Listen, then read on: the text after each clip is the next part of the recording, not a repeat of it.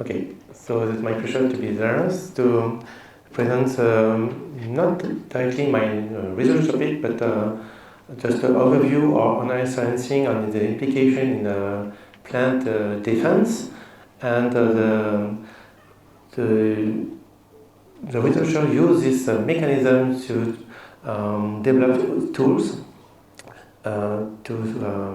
for plants defense against different viruses. So that will be my last part of the talk.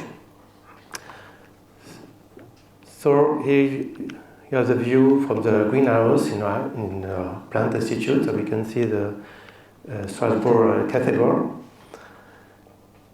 So my topic is the RNA science in plants. So it's a major pathway to defend plants against viruses, and then it has been used to drive green transformation for plant health. So I would like to thank first the GX program and the Maison Universitaire France-Japon for to allow me to be there in Tokyo and Japan, and also Professor Ozawa to let me come in here as for the last weeks. Okay, so when we talk about RNA silencing, meaning that we are talking on the pathway which occurs in eukaryotes. So in eukaryotes means that you have one compartment, specific compartment we call the nucleus. And from this nucleus you have your genetic information in chromosomes, and the chromosomes are DNA, which is arranged in a different conformation and which is compact in the chromosome in the nucleus. So if you unpack the chromosome, you get this well-known double-strand DNA structure, and then in mammals the DNA is wrapped around what we call nucleosome to condense the DNA and to get the full genome in chromosome in the nucleus. So the DNA is a genetic information, and is usually part of the genome is transcribed, what we call transcription, into RNA. So we have different kind of RNA that can be transcribed. So here we have the messenger RNA, which are then translated into protein. So this is what we call the coding genes. So it means the genes that code for proteins. But if we look at the size of the genome and the number of coding genes, you can see, for example, in my favorite plants, in the Abrapsis thaliana, the genome size is about 125 million base pair, and we have only 25,000 genes.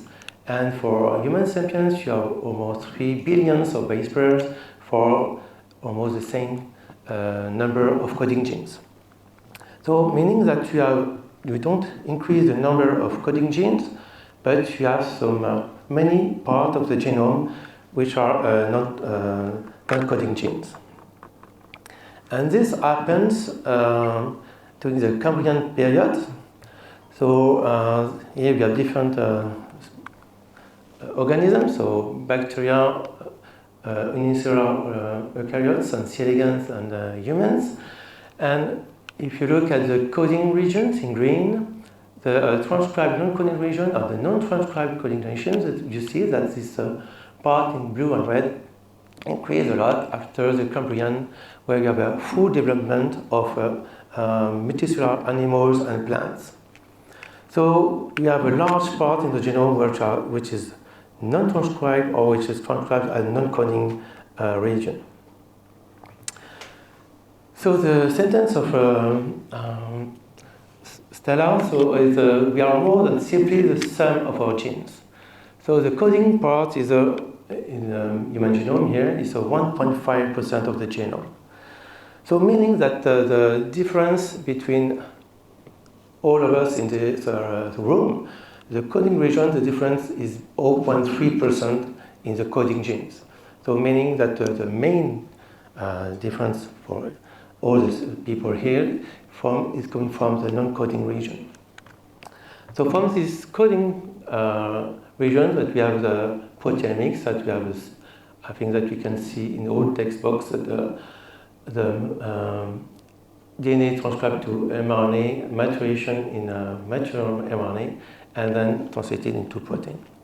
And then from the high throughput sequencing, we discover many regions, and especially the non-coding region, where we have some non-coding gene which are transcribed and then processed in non-coding mature RNA.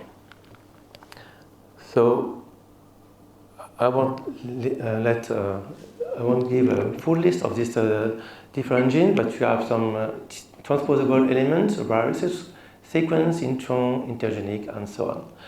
And for the RNA silencing, specifically the microRNA, we are talking about non-coding RNA, so which can be divided in small RNAs or long RNAs. And for RNA silencing, we are talking about small RNAs, meaning RNA up to 70, 100 nucleotides long, not longer.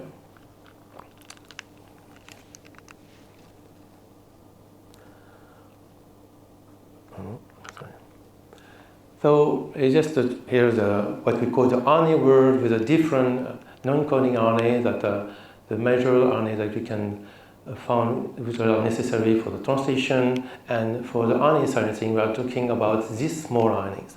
So we have 5 classes of small RNAs. So the microRNA, which has endogenous small RNAs. We have some piRNA, which are specific some certain organism or from a specific line, specific germ lines in mammals. We have siRNA, which are a small interfering RNA. So some organisms make these small RNAs, but as we can see today, these small RNA are made during anti-defense by the plants. And there are also some specific RNA called transacting siRNA or repeat associated siRNAs, which are TACI from specific from plants, or repeat associated siRNA specific from Schizocarpus bombae. And all these RNA are involved in the control of gene expression. So RNA silencing, I just put a definition. I guess there are much more definitions, but it's one definition I used to present is the ability of a double-strand RNA. So there's a Q molecule which starts from the RNA silencing, which can be exogenous or endogenous, and to suppress the expression of the genes that correspond to the double-strand RNA sequence. So in this definition, we see that the Q molecule is a double-strand RNA, and then you have a specificity of the sequence to target the RNA. Other names that you can find in the literature: gene silencing, co-suppression, post-transcriptional silencing on RNA interference, and transcription, and so on. So those words would depend on the organisms that you look at the RNA silencing on. So plants plays a major role in the RNA silencing discovery. The first paper which talk about RNA silencing came from the 1990, where people were interested in petunia, and they wanted to get a stronger colors in the petunia. So they look at the pathway where you can see the pigmentation and to make anthocyanin, and there's one enzyme called chacron synthase. So the idea is that they wanted to overexpress the genes, chacron synthase, and try to get even stronger color petunia. So this is the transgenes that they use. So you have the gene of shackle center, the promoter, and this is a gene to select transform plants. And at the end, they get such a petunia. So without any pigmentation or with some zebra pigmentation. So they were a bit disappointing, but this result shows that at some point you have a co-separation of the transgene, so meaning that we don't make any more the shackle centers and then the pigments, and so also the transgene, but also for the gene expressed by the plant. So this paper is the first paper about RNA silencing that the term was co-separation. And you had to wait for a few years later. The work of Fire and Mello, basically on C. elegans, where they could show RNA interference in the nematodes. Okay, so there are two main experiments for Mello and Fire that they try to suppress the gene which is important for the muscle function in C. elegans. So they inject sans RNA, antisense RNA, or double-strand RNA. And they observe only the phenotype when they inject double-strand RNA, which targets this gene of interest. And the second paper, they use a transgenic C. elegans line which expresses the GFP. And this is quite a very simple experiment, but so C. elegans, you can find it in the soil easily. And so this transgenic C. elegans express GFP, and C. elegans eats bacteria. So they spread on a plate bacteria which express plasmid, where you can form a double-strand RNA targeting the GFP. And if you do that, here you have the control sequence. So you still have the GFP expressed, and the sequence targeting the GFP, you lose the GFP expressed by the C. elegans. Okay, so the C. elegans, okay, so the bacteria made the double-strand RNA, C. elegans feed the bacteria, so they feed the double-strand RNA.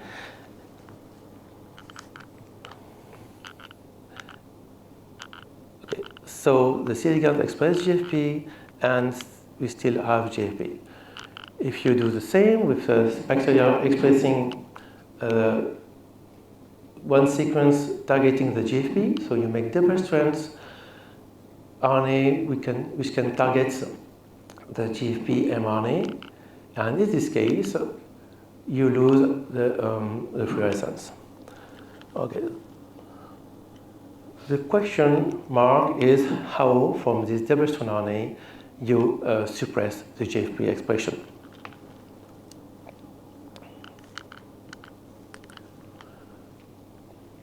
So from this different paper from Fire and Mello, so the important observation, this is a specificity, meaning you need a specific sequence which targets a specific gene of interest. So meaning you have a base pairing between your double-strand RNA and the target gene. The event that they could observe is a post-transcriptional cytoplasmic event. And they could not find any mRNA targeted by the double-strand RNA. So the mRNA is degraded. And one important thing is you need double-strand RNA to start RNA silencing. Single-strand, antisense single-strand RNA is not enough to start RNA silencing. And one thing important, they could show that the molecule which are involved in the silencing show some amplification and movement along the organisms. Okay. So to make the long story short, so it takes years to find the different protein involved in this pathway. So here you have the double-strand RNA, which can be long double-strand RNA or double-strand RNA as a stem loop. So these double-strand RNA are recognized by dicer protein or DCL protein, dicer-like protein in plants. So they cut the long RNA into small species. The small species are small RNA duplexes from 20 to 25 nucleotide long. And then one strand from this duplex is loaded into Argonaute protein. And Argonaute is associated with other protein to form what we call the RNA-induced silencing complex. And this Argonaute protein has a catalytic triad. I mean, it's an endonuclease which can cleave your target, your RNA target. So from this complex, depending on the small RNA which is loaded into Argonaute, you have different effect of the complex. Either you have harmonic cleavage with the Argonaute activity, so you have a RNA which is degraded, or you have inhibition of translation, which is mainly observed in mammals, and we can also have transcriptional gene silencing, means the complex here can target into the nucleus to induce heterochromatin formation.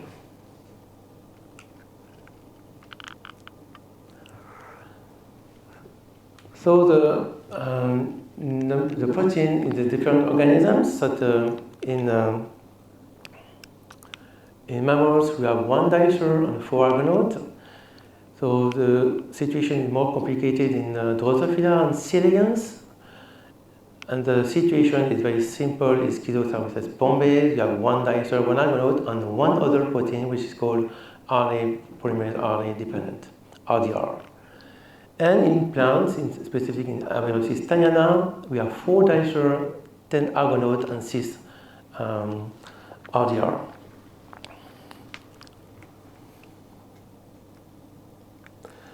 So just a few words about the dicer. Is the first X-ray structure of the Guardia dicer. So in dicer, you have different domains, and you have 2 RNA3 domains, which are the domain which cuts the double-strand RNA, and we have a pass domain which recognize the 3' end of the small RNAs of your double-strand RNA. So they use a Guardia dicer, which have a few domains, which is missing the N-terminal part compared to the human dicer. And what shows the structure? In fact, you have the pass domain, you have platform, and the RNA 3 domain. So you have the 2 catalytic sites which give your double-strand RNA. And from this structure, if you look at the surface of the protein, so the pass domain here has a pocket which can stabilize the 3' end of your double-strand RNA, and your RNA is interacting with this connector on the platform to put correctly your double-strand RNA close to the active site of the 2 RNA3 domain. So then the distance between the pass domain and the 2 catalytic sites determine the length of your small RNA.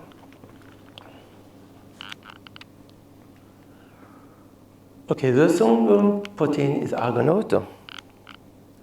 And again, this comes from a screen in plants, in Rhabdopsis, where the researcher found this phenotype. And one guy in the lab said, okay, it looks like this octopus called Argonauta argo. So the gene mutated in this plant, they call it Argonaute, so Argonaute 1.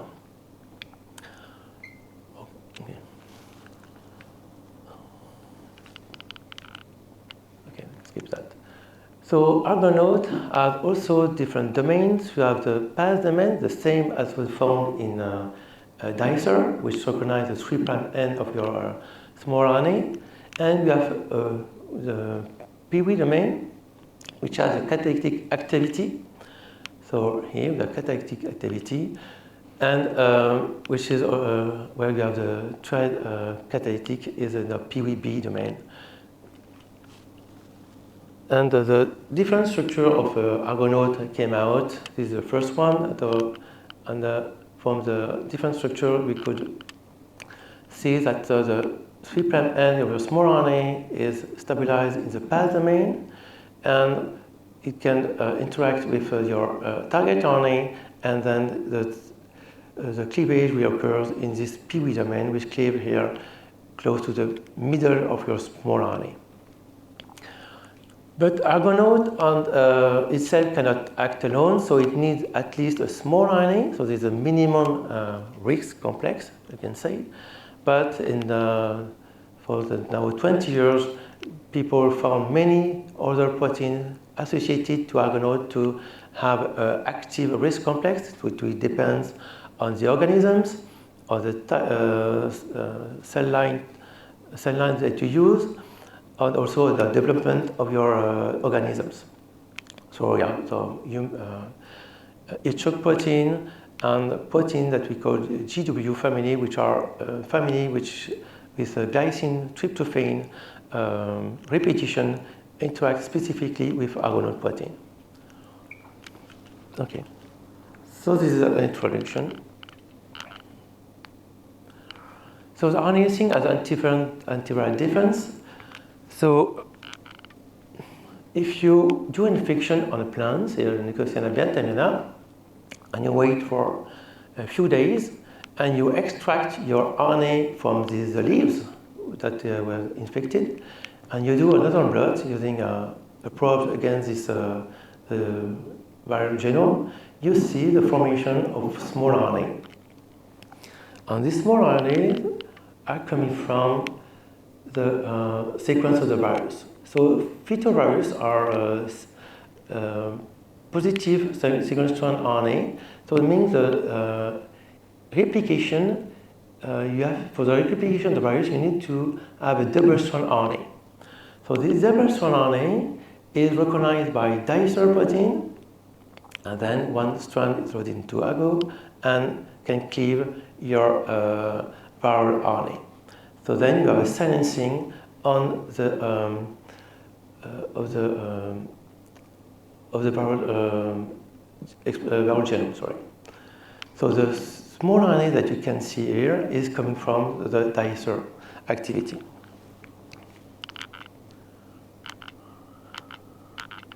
So this mechanism, the true innate mechanism, is when you have infection, is the first mechanism which occurs to start the plant, the defense of the plant against the virus.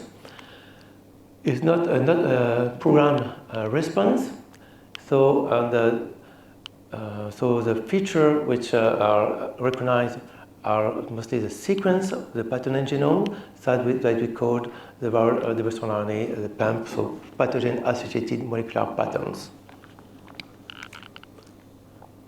Okay, so we know that when you infection, you induce RNA silencing. So the researchers say, okay, we can use virus.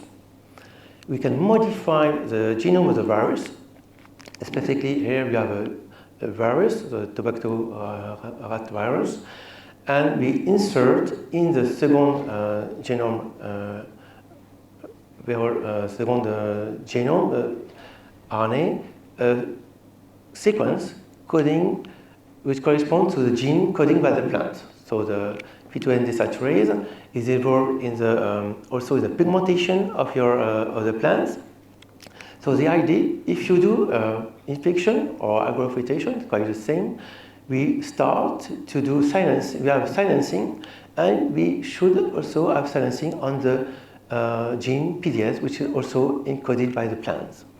So if you do the experiment, you start to have silencing in the first lead, and if you wait for 3 or 4 weeks, you can see that the spreading of the silencing that we call systemic gene silencing. So we use this tool to understand, to determine which dicer is involved in these mechanisms. So if you just show us what could happen in the plants. So you have an infection, so the viral RNA2 is expressed with your sequence here corresponding to the P2N desaturase. And you have also the endogenous PDS, which is also encoded by the plant. So the viral RNA polymerase RNA dependent make double-strand RNA, and then you get small RNAs which can target the viral RNA. So this one, which has this orange sequence, so to target the RNA to get silencing against the viral genome. But this small RNA can also target the endogenous mRNA, so you get silencing of your endogenous gene. But which dicer cleaves the double-strand RNA which are involved in this pathway? So, as I said, in plants, you have 4 dicers called dicer-like. So, DCL1 is involved in microRNA, so a specific pathway that I don't want to talk today. But we have 3 other dicers, 2, 3, and 4, right? And basically in plants, one dicer makes specific size of small RNA, small interfering RNA. So dicer 2, 22, 24 for dicer 3, and 21 for TCL4. So knowing the size of your small RNA that you can observe, you know which activity cleaves your double-strand RNA.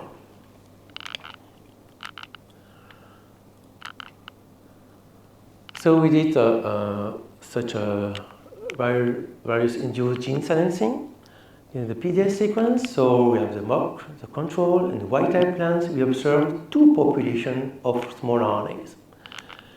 If you delete DCL2, DCL3, or DCL4, so we have 2 plants here, DCL4, you see that in DCL2 we still observe 2 populations of small RNA. In DCL3 we lose the upper population, and we get a stronger band for the lower population of small RNAs. And these small RNAs are 21 nucleotide long. So meaning that they are in green, so meaning that DCL4 dependent. If you delete DCL4, you see that you lose the first band at 21, but you observe a new band coming here at 22 nucleotide long, and you still observe, of course, the 24 nucleotide long, which corresponds to DCL3 small RNAs. And if you look at the viral RNAs, we don't have any strong expression of the virus RNA. So from this experiment, we can see that we observe a silencing only when you have only one population, which are the 21 small RNA. So the meaning that the DCL4 dependent small RNA are sufficient to mediate this gene silencing. The 24 they are losing here, but you still have the silencing, so seems to be dispensable. And we observe a second population of small RNA when you delete DCL4, which seems to be DCL2 dependent. To go a bit further on this kind of experiment, so we make a double mutant, so DCL2, 3, 2, 4, and 3, 4, and then in this mutant we have only DCL4 activity, so 21 sRNA. In the DCL2-4 we have only DCL3 activity, so 24 sRNAs, and in the DCL3-4 double mutant we have 22 sRNAs.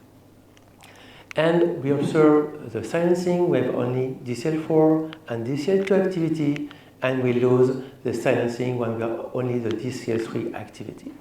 And we can observe here on the plants. So here you can see the silencing, so you have the bleaching of the leaf in the DCL4 and DCL2 activity plants, and if you delete DCL2 and 4, you lose the silencing. So from this experiment, we can say that the 24 are inactive, siRNA are ineffective, the 22 DCL dependent are active, meaning that are incorporated in the RISC complex to mediate this gene silencing, and DCL2 is functionally substitute to DCL4 when DCL4 is deleted.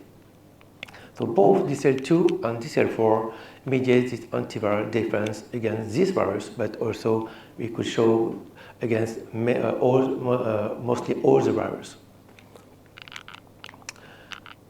So when you have a double-strand RNA coming from the virus, DCL4 cleave your double-strand RNA into 21 sRNA and can lead to antiviral defense and silencing. DCL3 is also active, okay, so make 24 sRNA, but we don't have any role of this small RNA made in this case. And if you delete DCL4, DCL2 can replace the DCL4 activity and make 22 sRNA and act as an antiviral defense.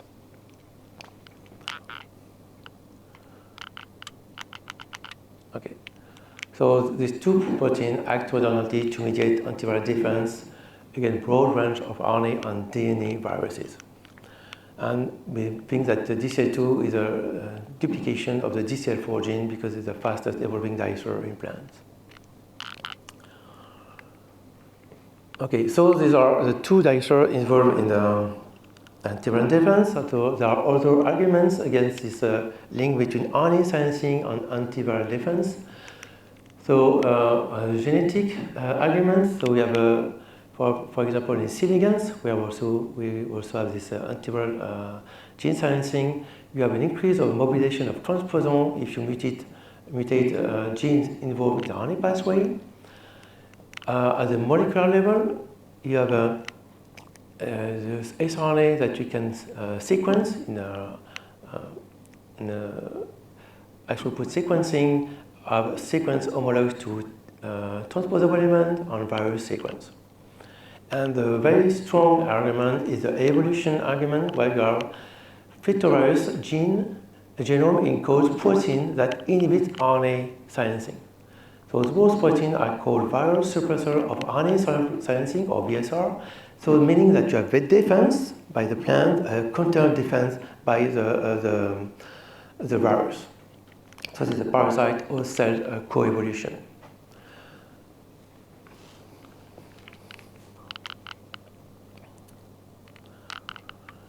So this VSR can target the different steps of the gene RNA silencing. So they can target dicer protein, or they also can target methyltransferase called N1, which is important for the stability of the small RNAs, and they can also target the risk complex, and specifically argonoid protein. So these factors are pathogenicity factors and called VSR. So here I just put few examples. So the P122, which target N1, the P38, which target the risk complex, and the most characterized VSR is the P19, which is a caliper. Which has two alpha helices here with tryptophan, which caliper the small RNA, which can be bound by the P19, and the specific size is 21 and 22 sRNA, which are the sRNA involved in the antiviral defense in plants.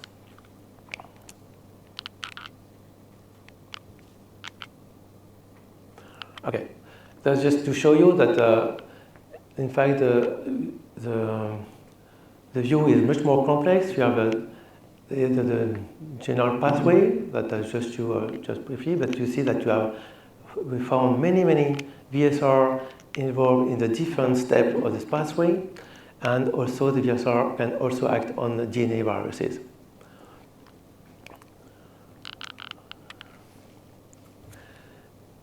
Okay, so a few words on the systemic RNA silencing. Because if you have an infection, so the plant will defend against the virus to make small RNAs. So the small RNAs is the molecule which is necessary for the antiviral defense, and it needs to move along all the organisms. So this systemic RNA silencing involves a cell-to-cell movement of the RNA silencing, a long-distance movement, and amplification of this signal. So here's the experiment also in Nicotiana benthamiana. So these are transgenic plants expressing the GFP. So in UV light, you see the GFP mostly in the vasculature. It's difficult to see in the plant because due to the chlorophyll. If you do an infection or infiltration of this plant using, expressing a double-strand RNA targeting GFP, you see that after a few days, 4 or 5 days, you can see that you have a silencing of the GFP. So here you get this red band here showing the chlorophyll under UV, and as you can see that the silencing starting around the vasculature and will be spread from the vasculature to the full leaves and to the full plants. So here we have the cell-to-cell movement around the vasculature. I want to talk about this today, and then we have the movement to the long distance to silence the full plants. And this second part needs amplification of the silencing signals. And again, if we come back to the petunia experiment, so from this experiment, so we have the transgene, so mRNA coding by the transgene, and we could observe silencing of your transgene of your endogene. So, but here the transgene is a single-strand RNA, and to induce RNA silencing, you need to have double-strand RNA. So, how from this single-strand RNA you get double-strand RNA to get to form small RNA targeting your gene of interest? So, how siRNA are produced? This comes from a plant experiment, a very strong biochemical study, where they could find in tomatoes a new activity that they called RNA-dependent RNA polymerase, RDR. So this RDR, first you have a double-strand RNA, which is cleaved by dicer protein into small RNAs. So this one strand will be loaded into a Lewis complex and get the cleavage of your target RNA. This is what we call sense post-translational gene silencing. From this cleaved RNA, you have two products, so the 5' and 3'. So here I just put the 5' product. For this 5' product, the RNA polymerase will target this cleaved product and make double-strand RNA. So again, you can continue the cycle to amplify the population of small RNA. And these proteins are found in plants, in coeligans, and in Pompe, but not at all in mammals.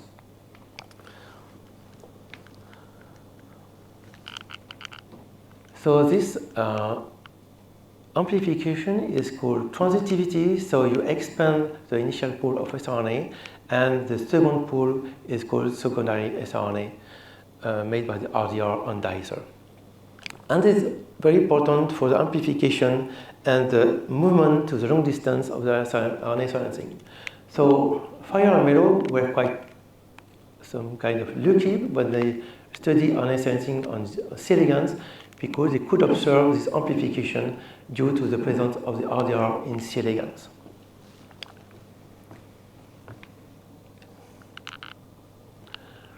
Okay, to make the long story short, what we could found and published that we have first the cell-to-cell movement and then the long distance movement. So here you have the incipient cell, we start the RNA silencing. So you made from dicer4 and also DCL3 some small RNA. Only the DCL4 dependent siRNA are used in this pathway. So the 21 can, of course, silence the viral RNA in case of viral infection. And the small RNA move to the neighboring cells via some specific structure called plasmodal distal. And then they can move from cell to cells and to, again, induce gene silencing in the neighboring cells. We could show that, this movement is from 10 to 15 cells from the incipient cells. So after 10 to 15 cells, so in the new cells, the small RNA will leave gene silencing, and then RDR, called the RDR6 here, is involved with amplification in the plant, and will make a new pool of small RNA, and this new pool will move also 10 to 15 cells, and so on, and then you get long distance movement of RNA silencing. So one thing that we don't understand is what is the signal that in these cells you will induce the amplification or not in the other cell before or after.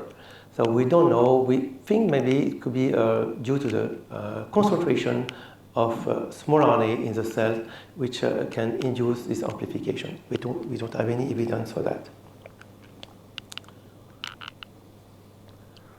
Okay, these are the major steps for the RNA silencing and the antiviral defense. So here just a few words about the RNA interference used as a technology for selectivity and sustainable crop protection.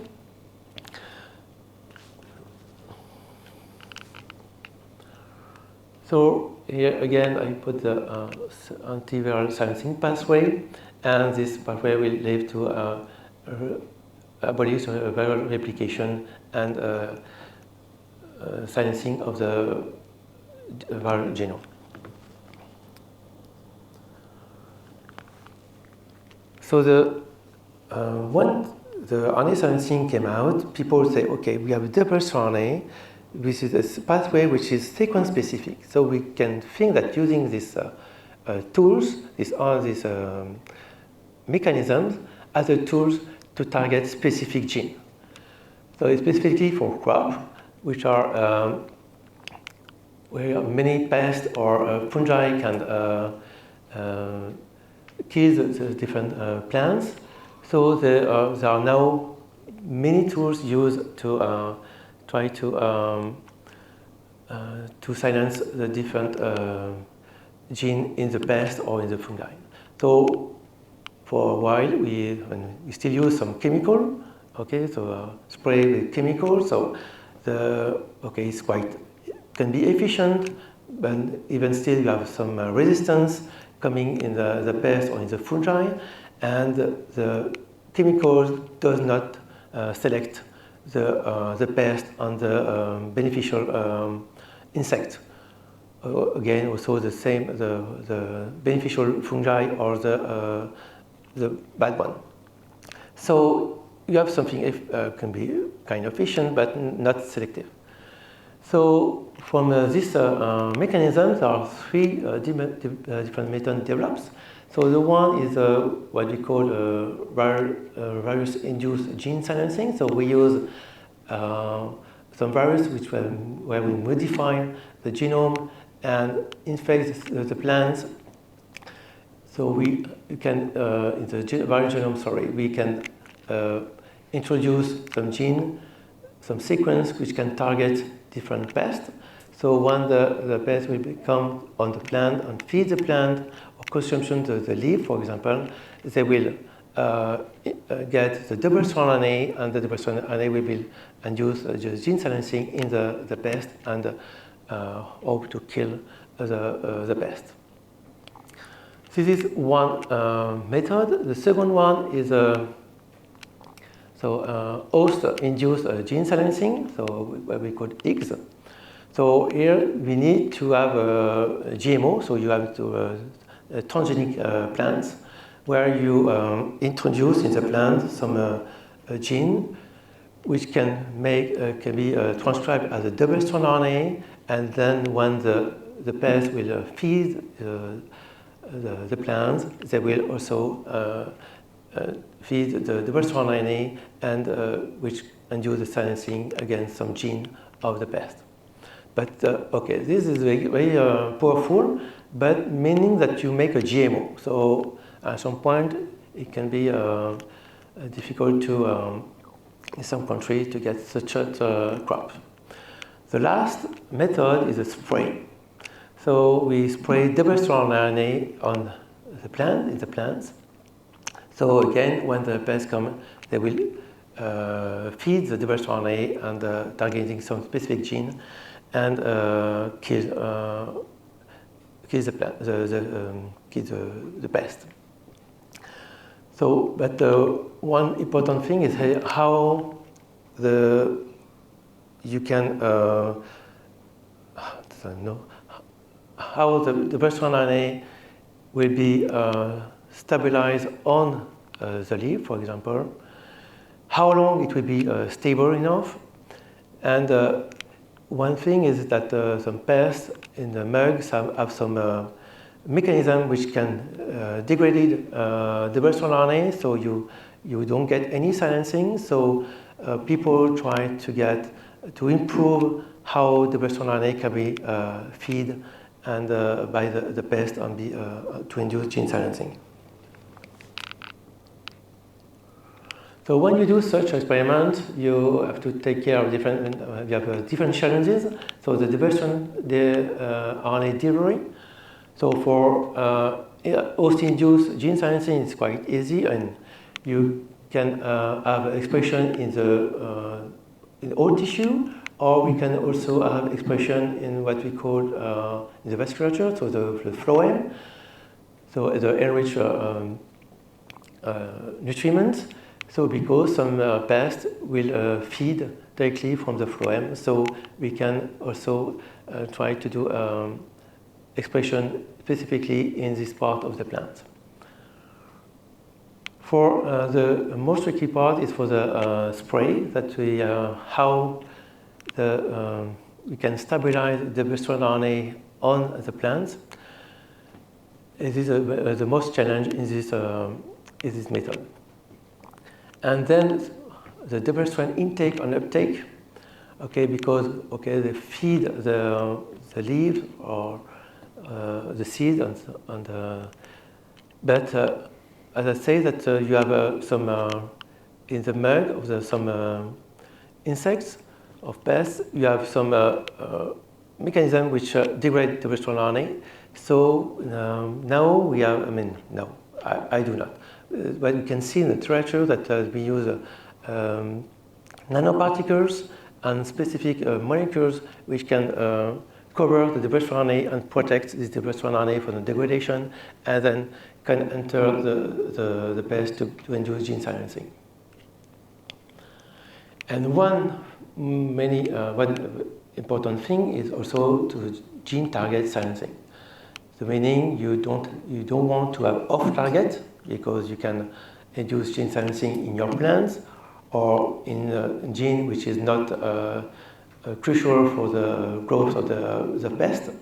So the first part before starting the technology, you have to think about gene target and specific sequence of interest. I just finish. Okay.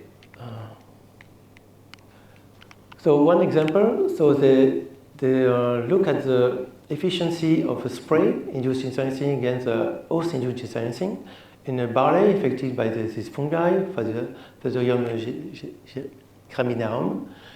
So what is known that they have a diverse RNA called CYP3, which can target different genes of the fungi called CYP51A, B, and C.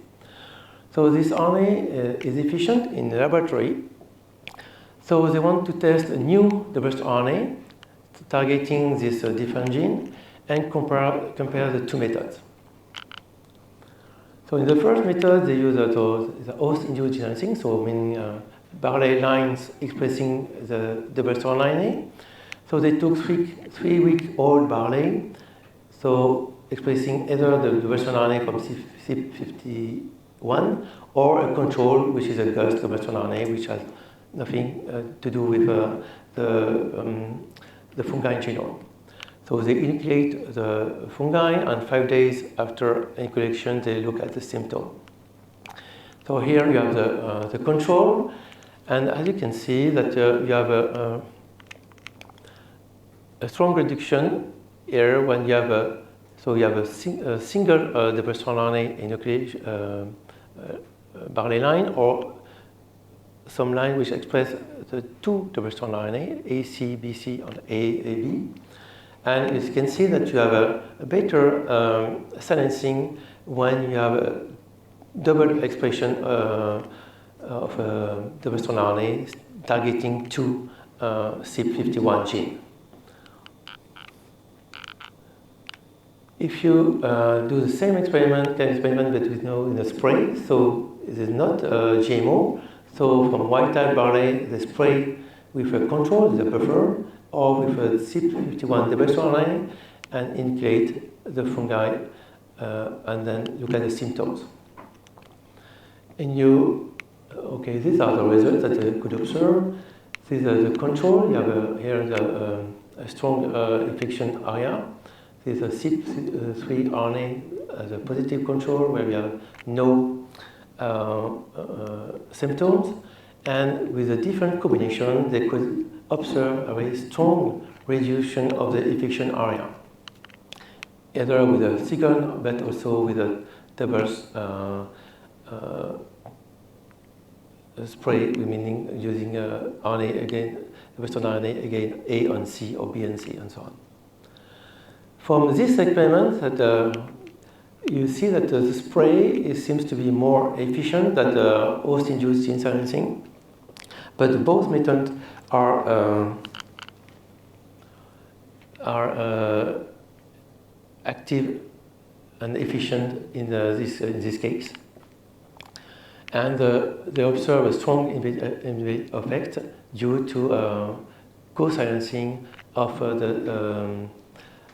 the different CYP51 genes.